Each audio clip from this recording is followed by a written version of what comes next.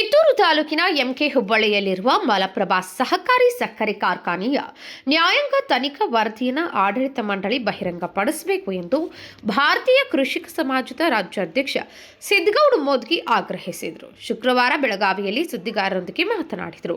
ಮಲಪ್ರಭಾ ಸಕ್ಕರೆ ಕಾರ್ಖಾನೆ ಉತ್ತರ ಕರ್ನಾಟಕದಲ್ಲಿ ದೊಡ್ಡ ಸಹಕಾರಿ ಸಕ್ಕರೆ ಕಾರ್ಖಾನೆ ಇದೆ. ಇಲ್ಲಿ ನಡೆದಿರುವ ಆರ್ಥಿಕ ಅವ್ಯವಹಾರಗಳು, ಅಧಿಕಾರ ದುರುಪಯೋಗ, ಕಾನೂನು ಬಾಹಿರ ವ್ಯವಹಾರದ ಕುರಿತು ಕಳೆದ 2017 ಹಾಗೂ 2018ರಲ್ಲಿ ಕಬ್ಬು ಪೂರೈಸಿದ ರೈತರಿಗೆ ಪ್ರತಿ ಟನ್ ಕಬ್ಬಿಗೆ 594 ರೂಪಾಯಿಗಳಂತೆ ಒಟ್ಟು 7.80 ಕೋಟಿ ರೂಪಾಯಿ ಬಾಕಿ ಉಳಿಸಿಕೊಂಡಿತ್ತು ಎಂದರು.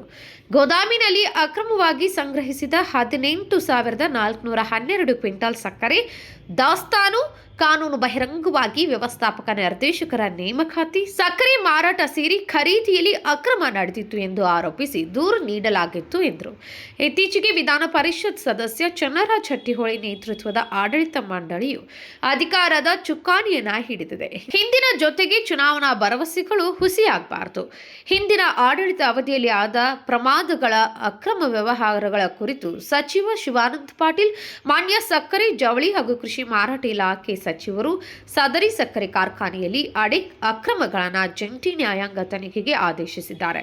ಅದರಂತೆ ತನಿಖೆ ಪೂರ್ಣಗೊಂಡು ತನಿಖಾ ವರದಿ ಸರ್ಕಾರಕ್ಕೆ ಸಲ್ಲಿಸಲಾಗಿದೆ ಎಂದರು. ಈರಪ್ಪ ಪಟ್ಟಣ, ಮಲ್ಲಿಕಾರ್ಜುನ್ ಸೇರಿದಂತೆ ಇನ್ನಿತರರು ಉಪಸ್ಥಿತರಿದ್ದರು.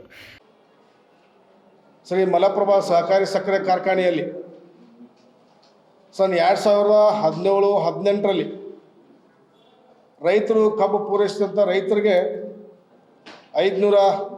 594 ರೂಪಾಯಿ ಅಂತ ಸುಮಾರು 4,000 ಜನರಿಗೆ ಅಮೌಂಟನ್ನು ಬಾಕಿ ಕೊಡಬೇಕಾಗಿತ್ತು. ಆಮೇಲೆ ಅದೇ ಸಂದರ್ಭದಲ್ಲಿ ಗೋದಾಮಿನಲ್ಲಿ ಅಕ್ರಮವಾಗಿ ಸುಮಾರು 18,000 ಕ್ವಿಂಟಲ್ ಸಕ್ಕರೆ ಅಕ್ರಮ ದಾಸ್ತಾನು ಸಿಕ್ಕಿತ್ತು. ಕಾನೂನು ಬಾಹಿರ ವ್ಯವಸ್ಥಾಪಕ ನಿರ್ದೇಶಕರ ನೇಮಕಾತಿ, ಸಕ್ಕರೆ ಮಾರಾಟ ಮತ್ತು ಸಾಮಗ್ರಿ ನಡೆದಂಥ ಖರೀದಿ ಅವ್ಯವಹಾರಗಳು, ಈ ಎಲ್ಲ ಅಕ್ರಮ ವ್ಯವಹಾರಗಳನ್ನು ತನಿಖೆ ನಡೆಸಿ ಯೋಗ್ಯ ಕ್ರಮ ಕೈಗೊಳ್ಳುವ ಸಂಬಂಧವಾಗಿ ನಾವೆಲ್ಲ ಭಾರತೀಯ ಕೃಷಿಕ ಸಮಾಜ ಸಂಘಟನೆ ಹಾಗೂ ವಿವಿಧ ರೈತ ಸಂಘ ನೇತೃತ್ವದಲ್ಲಿ ಸಕ್ಕರೆ ಕಾರ್ಖಾನೆಯ ಮುಂದೆ ಹೋರಾಟ ಮಾಡಿದ ಪ್ರಯುಕ್ತವಾಗಿ 30/11/2022ರಂದು ಕರ್ನಾಟಕ ಸಹಕಾರ ಸಂಘಗಳ ಕಾಯ್ದೆ 1964ರಲ್ಲಿ ವಿಚಾರ ಮಾಡಬೇಕಂತೇಳಿ ಮಾನ್ಯ ಸಕ್ಕರೆ ಆಯುಕ್ತರು ಆದೇಶವನ್ನು ಹೊರಡಿಸಿದ್ರು. ಆ ಆದೇಶಕ್ಕೆ KN ರಾಜಣ್ಣ ಸಹಕಾರ ಸಚಿವರ ಸಮಕ್ಷಮದಲ್ಲಿ ಅದಕ್ಕೆ ಆದೇಶವನ್ನು ರದ್ದು ಮಾಡಿದ ಪ್ರಯುಕ್ತವಾಗಿ ನಾವೆಲ್ಲ ಭಾರತೀಯ ಕೃಷಿ ಸಮಾಜ ಸಂಘಟನೆಯಿಂದ ಸತತ ನಿರಂತರವಾಗಿ ಹೋರಾಟ ಮಾಡಿದ ಪ್ರಯುಕ್ತವಾಗಿ ಮಾನ್ಯ ಕಬ್ಬು ಆಯುಕ್ತರು ನಿವೃತ್ತ ಜಿಲ್ಲಾ ನ್ಯಾಯಾಧೀಶರಾದ SC ಇಂಗಳಗಿ ಮತ್ತು ಸಹಕಾರ ಇಲಾಖೆ ಅಪರ ನಿಬಂಧಕರಂತ ನಿವೃತ್ತ ಶ್ರೀ SM ಕಲುತಿ ಅವರ ವಿಚಾರಣಾಧಿಕಾರಿಯಾಗಿ ನೇಮಿಸಿ 2018ರಿಂದ 2023ರವರೆಗೆ ತನಿಖೆ ಕೈಗೊಳ್ಳುವಂತೆ ಸನ್ಮಾನ್ಯ ಶಿವಾನಂದ ಪಾಟೀಲ್ ಅವರು ಜಂಟಿ ತನಿಖೆಗೆ ಆಗಸ್ಟ್ ತಿಂಗಳಲ್ಲಿ ಆದೇಶ ಮಾಡಿದರು. ಆ ಆದೇಶದಂತೆ ಆ ವಿಚಾರಣೆಯನ್ನು 3 ತಿಂಗಳಲ್ಲಿ ಪೂರ್ಣಗೊಳಿಸ್ಬೇಕಂತ ಹೇಳಿದರು. ಈಗಾಗಲೇ ಮಾನ್ಯ ವಿಚಾರಣಾಧಿಕಾರಿಗಳು ಪತ್ರಿಕಾ ಜಾಹೀರಾತು ನೀಡೋದ್ರ ಮುಖಾಂತರ ಯಾರು ದೂರು ಕೊಡೋದ್ರ ದಾಖಲೆಗಳು ಸಲ್ಲಿಸೋದ ಸಹ ಹೇಳಿಕೆಯನ್ನು ಕೊಡಬೇಕು ಅನ್ನುವಂಥ ಒಂದು ಪ್ರಕಟಣೆ ಮುಖಾಂತರ 18/9/2025ರಂದು ನಾವು ನಮ್ಮ ಸಂಘಟನೆ ವತಿಯಿಂದ ಹೇಳಿಕೆಯನ್ನು ದಾಖಲೆಗಳನ್ನು ಸಲ್ಲಿಸಿದ್ದೀವಿ.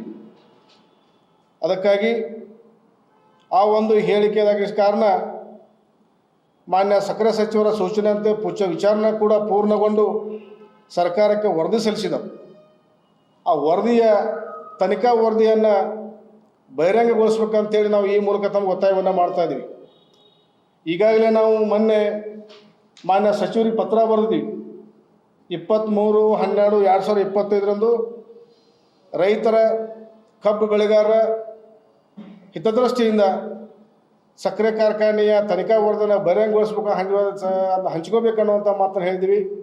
ಅದು ಅವ್ರಿಗೆ ಇನ್ನವರೆಗೂ ಅದು ಮಾಡ್ತಾ ಇಲ್ಲ. ಅದಕ್ಕಾಗಿ ಆ ತನಿಖಾ ವರದಿಯನ್ನು ಬಹಿರಂಗಗೊಳಿಸಿ ರೈತರಿಗೆ ತಿಳಿಸ್ಬೇಕು ಅನ್ನೋಂಥ ಮಾತನ್ನು ತಮ್ಮೆಲ್ಲರ ಮೀಡಿಯಾ ಮಾಧ್ಯಮ ಮುಖಾಂತರ ವಿನಂತಿ ಮಾಡ್ಕೊತಾ ಇದ್ದೇವೆ. ಯಾಕಂದ್ರೆ ಶ್ರೀ ಮಲಪ್ರಭಾ ಸಹಕಾರಿ ಸಕ್ಕರೆ ಕಾರ್ಖಾನೆ ರೈತ ಸಂಜೀವಿನಿ ಕಾರ್ಖಾನೆ ಆಗಿದ್ದದು. ಇದು ಬೆಳಗಾವಿ ಧಾರವಾಡ ತಾಲೂಕು ಮತ್ತು ಉತ್ತರ ಕನ್ನಡ ಜಿಲ್ಲೆಯ ಹಳಿಯಾಳ ತಾಲೂಕು ಸೇರಿದಂತೆ ಒಟ್ಟು 18,000ಕ್ಕಿಂತ ಹೆಚ್ಚು ಮತದಾರರು ಹೊಂದಿದಂಥ ದೊಡ್ಡ ಸಕ್ಕರೆ ಕಾರ್ಖಾನೆ.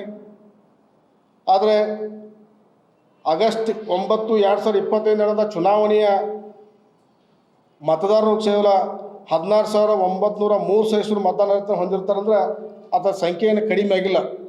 ಸಕ್ಕರೆ ಕಾರ್ಖಾನೆ ಸದಸ್ಯರು ಎಷ್ಟು ಅಷ್ಟೇ ಅದರ ದೊಡ್ಡ ಕಾರ್ಖಾನೆಗೆ ಇವೆಲ್ಲ ಉದ್ದೇಶದಿಂದ ನಾವೆಲ್ಲ ಬಹಿರಂಗ ಮಾಡಬೇಕಂತ ಒತ್ತಾಯವನ್ನು ನಾವು ಮಾಡ್ತಾಯಿದ್ದೀವಿ. ಈ ವಿಷಯ ತಮ್ಮ ಮುಂದೆ ತರುವಂಥ ವಿಶೇಷತೆ ಏನಂತಂದರೆ, ಸೆಪ್ಟೆಂಬರ್ 2025 ನಡೆದಂಥ ಸಕ್ಕರೆ ಕಾರ್ಖಾನೆಯ ಚುನಾವಣೆಯ ನೇತೃತ್ವವನ್ನು ಆತ್ಮೀಯರಾದಂಥ ಶ್ರೀ ಚಂದ್ರರಾಜ್ ಹಟ್ಟಿಹೊಳಿಯವರು ಮಾನ್ಯ ವಿಧಾನ ಪರಿಷತ್ ಸದಸ್ಯರಾಗಿ ಕಾರ್ಖಾನೆಯ ನೇತೃತ್ವವನ್ನು ವಹಿಸಿಕೊಂಡು ಚುನಾವಣೆ ಪೂರ್ವದಲ್ಲಿ ರೈತರಿಗೆ ನೀಡಿದಂಥ ಭರವಸೆಗಳು ಹುಸಿಯಾಗಬಾರ್ದು ಅನ್ನುವಂಥ ಮಾತನ್ನು ಕೂಡ ಸಂದರ್ಭ ನೆನಪಿಗೆ ಇಷ್ಟಪಡ್ತಾ ಇದ್ದೇನೆ. ಯಾಕಂದರೆ ಹಿಂದಿನ ಆಡಳಿತ ಆದ ಪ್ರಮಾದಗಳು, ಅಕ್ರಮ ವ್ಯವಹಾರಗಳ ಕುರಿತು ತಮ್ಮದೇ ಕಾಂಗ್ರೆಸ್ ಪಕ್ಷ ನೇತೃತ್ವ ಸರ್ಕಾರ ಶ್ರೀ ಶಿವಾನಂದ ಪಾಟೀಲ್ ಅವರೇನು ವರದಿಯನ್ನು ಜಂಟಿ ಮಾಡಬೇಕಾದ ಜಂಟಿ ತನಿಖೆಯಾಗಿ ನಡೆಸಿದ್ರು. ಆ ಪ್ರಕಾರವಾಗಿ ನೀವು ರೈತರ ಹಿತದೃಷ್ಟಿಯಿಂದ ನೀವು ರೈತರಿಗೆ ಭರವಸೆ ಕೊಟ್ಟಂತೆ ನೀವು ಅದು ಈಡೇರಿಸಬೇಕು ಅನ್ನುವಂಥ ಮಾತನ್ನು ಹೇಳ್ತಾ ಇದ್ದೇನೆ. ಯಾಕಂದರೆ ತಾವು ಕೂಡ ಒಬ್ಬ ಸರ್ಕಾರದ ಪ್ರತಿನಿಧಿಯಾಗಿ ಸಕ್ಕರೆ ಕಾರ್ಖಾನೆಯ ಅಧ್ಯಕ್ಷರಾಗಿ ಕಾರ್ಖಾನೆಯನ್ನು ಭಾಳ ಉತ್ತಮ ನಡೆಸ್ತೇವೆ ಅನ್ನೋಂಥ ವಾಗ್ದಾನ ಕೊಟ್ಟಿದ್ದ ಪ್ರಯುಕ್ತವಾಗಿ ನೀವೆಲ್ಲರೂ ಒಂದು ಅವಿರೋಧ ಆಯ್ಕೆ ಆದಂಗೆ ಆಯಿತು. ಚುನಾವಣೆ ನಡೆದರೂ ಕೂಡ ಎಲ್ಲ ರೈತರು ತಮಗೆ ಬೆಂಬಲವಾಗಿ ಮತವನ್ನು ಚಲಾಯಿಸಿ ಒಂದು ಉತ್ತಮವಂತ ನಿಮಗೆ ಜವಾಬ್ದಾರಿ ಕೊಟ್ಟಿದ್ದಾರೆ, ಅದು ನಡೆಸ್ಬೇಕು. ಇನ್ನೊಂದು ವಿಶೇಷವಾಗಿ ತಮಗೆ ಹೇಳಬೇಕು ಅಂತಂದರೆ, ಈಗಾಗಲೇ ಗಾಳಿ ಸುದ್ದಿಗಳು ಹಿಂದಿನ ನಡೆದಂಥ ಅಕ್ರಮ ವ್ಯವಹಾರಗಳನ್ನು ಕೈಬಿಟ್ಟು ಕಾರ್ಖಾನೆಯ ಮುಂದಿನ ವ್ಯವಹಾರಗಳಿಗೆ ಪಾರದರ್ಶಕ ಆಡಳಿತ ಸುಧಾರಣೆ ಕೊಡಬೇಕನ್ನುವಂಥ ಮಾತನ್ನು ಹೇಳಿ ಬರ್ತಾ ಇದ್ದೇವೆ. ದಯವಿಟ್ಟು ಇದಕ್ಕೆ ಯಾರೂ ಕಿವಿ ಕೊಡಬಾರ್ದು. ಯಾಕಂತಂದ್ರೆ ಇದನ್ನು ತಾವೇನು ಚುನಾವಣೆ ಪೂರ್ವದಾಗ ತಾವು ಹೇಳಿದ್ರಿ, ಕಾರ್ಖಾನೆಯ ಹಿಂದಿನ ಅಕ್ರಮಗಳನ್ನ ಬಯಲಿಗೆಳೆದು ಉತ್ತಮ ಸ್ಥಿತಿ ತರ್ತೇನೆ, ಅದಕ್ಕಾಗಿ ನಮಗೆಲ್ಲ ಭರವಸೆ ಕೊಟ್ಟಿದ್ದೀವಿ, ಆ ಮಾತಿನ ನಡೆಸ್ಕೊಡ್ತೀವಿ ಅನ್ನೋ ಸಂಬಂಧಾಗಿ ನೀವು ಹಿಂದಿನ ಅಕ್ರಮಗಳನ್ನು ನೀವು ಬಿಟ್ಕೋತ ಹೋದ್ರೆ ಮುಂದೆ ಪಾರದರ್ಶಕ ಮತ್ತು ಸುಧಾರಣೆ ಅಭಿವೃದ್ಧಿ ಕೊಡುವಂಥದ್ದು ಇದು ಕನಸಿನ ಮಾತಾಗ್ತದೆ. ರೈತರು ಕೊಟ್ಟಂಥ ಭರವಸೆ ಈಡೇರಿಸಲಿಕ್ಕೆ ಸಾಧ್ಯ ಆಗೋದು ಅಂತ ಮಾತನ್ನು ತಮ್ಮ ಮೂಲಕ ಹೇಳ್ತಾ ಇದ್ದೇನೆ. ಅದಕ್ಕಾಗಿ ತಾವೇನು ತನಿಖಾ ವರದಿನ ತಾವು ಸರ್ಕಾರದ ಪ್ರತಿನಿಧಿಯಾಗಿ ನಮ್ಮ MLC ಆಗಿ ಮಲಪ್ರಭಾ ಸಕ್ಕರೆ ಕಾರ್ಖಾನೆ ಅಧ್ಯಕ್ಷರಾಗಿ ಕೂಡಲೇ ನೀವು ಕೂಡ ಸರ್ಕಾರಕ್ಕೆ ಒತ್ತಾಯ ಮಾಡಿ ಆ ತನಿಖಾ ವರದಿಯನ್ನು ಬಹಿರಂಗಗೊಳಿಸ್ಬೇಕು. ಇಲ್ಲ ಅಂತಂದ್ರೆ ಅದು ಆ ಸಂಘಕ್ಕೆ ಹಾನಿ ಆಗಲಿಕ್ಕೆ ಎಲ್ಲರೂ ಜವಾಬ್ದಾರಿ ಆಗ್ತಾರೆ. ಅದೇನು ವರದಿ ಕೊಡೋದಕ್ಕೆ ಏನು ಹಾನಿ ಆಗೈತಿ, ಯಾವ ಆಡಳಿತ ಅವಧಿಯಲ್ಲಿ ಹಾನಿಯಾಗಿದೆ, ನಷ್ಟ ಆಗಿದೆ, ಕಾನೂನು ಬಾಹಿರ ಕ್ರಮ ಆಗಿದ್ದಾವೆ, ಅದನ್ನೆಲ್ಲ ಕೂಡಿ ಯಾರಿಂದ ಅವರಿಂದ ವಸೂಲು ಮಾಡಿಸಿ ಆ ಕಾರ್ಖಾನೆಗೆ ನಷ್ಟವನ್ನು ಭರ್ತಿ ಮಾಡ್ಬೇಕಂತೇಳಿ ತಮ್ಮ ಮೂಲಕ ನಾನು ವಿನಂತಿ ಮಾಡ್ಕೊತಾ ಇದ್ದೀನಿ. Vinod Kolkar, KMM news, Belagavi.